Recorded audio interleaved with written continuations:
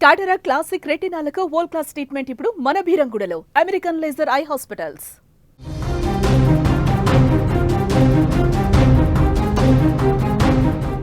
Everest శిఖరంపై ఏం జరుగుతుంది?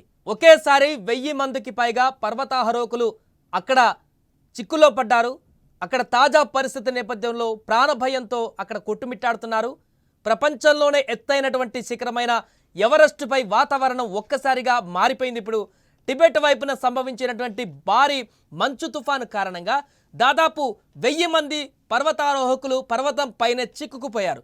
వారిని సురక్షితంగా కిందకి తీసుకువచ్చేందుకు అధికారులు, స్థానిక సిబ్బంది ముమ్మరంగా సహాయక చర్యలు చేపట్టారు. ఇక సమాచారం అందిన వెంటనే రంగంలోకి దిగినటువంటి రెస్క్యూ బృందాలు ప్రతికూల పరిస్థితుల్లోనూ సహాయక చర్యలను కొనసాగిస్తున్నాయి. ఇప్పటి వరకు సుమారు 350 మందిని సురక్షితంగా కిందకి తీసుకువచ్చి క్యూడాంగ్ అనే సమీప పట్టణానికి తరలించినట్లుగా అధికారులు తెలిపారు. అయితే భారీగా మంచు చర్యలు విరిగిపడడంతో మార్గాలన్నీ కూడా పూర్తిగా మూసుకుపోయాయి. వాటిని తొలగించేందుకు వందలాది మంది సిబ్బంది అక్కడ తీవ్రంగా శ్రమిస్తున్నారు. ఈలోపు మిగతా వారి పరిస్థితి ఏంటి అనేటువంటి ఆందోళన వ్యక్తమవుతుంది. వారి కోసం గాలింపు చర్యలు కొనసాగుతున్నాయి. వారి అడ్రస్ కోసం పూర్తి స్థాయిలో రెస్క్యూ ఆపరేషన్ కొనసాగుతుంది. ప్రాణాలతో వారినందరినీ కూడా బయటికి తీసుకువచ్చేటువంటి ప్రయత్నాలు కొనసాగుతున్నాయి. టిబెట్ వైపున ఉన్నటువంటి ఎవరెస్ట్ తూర్పు వాలుపైన శుక్రవారం సాయంత్రం మొదలైనటువంటి హిమపాతం ఆదివారం నాటికి భీకరమైనటువంటి మంచు తుఫానుగా రూపుదాల్చింది.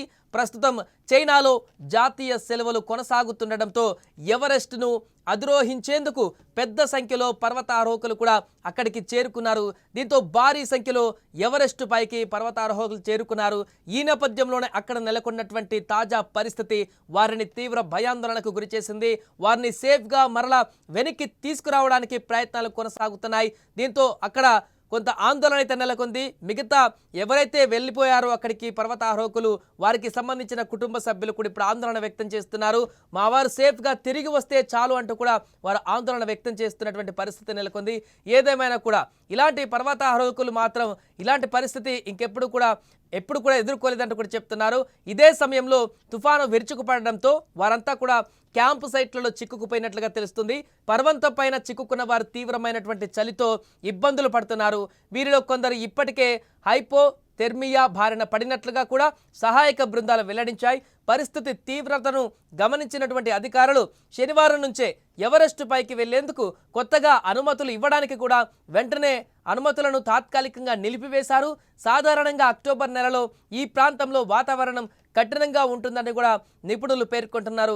ఏదేమైనా కూడా ఎవరెస్ట్ పైన ఇప్పుడు అక్కడికి వెళ్ళినటువంటి పర్వతారోహకులందరూ కూడా సేఫ్గా తిరిగి రావాలి, వారందరూ కూడా ప్రాణాలతో బయటపడాలంటూ కూడా అక్కడ ఉన్న వారందరూ కూడా పూర్తిగా వారందరూ కూడా వెనక్కి రావాలి సేఫ్గా అంటూ కూడా కోరుకుంటున్నారు.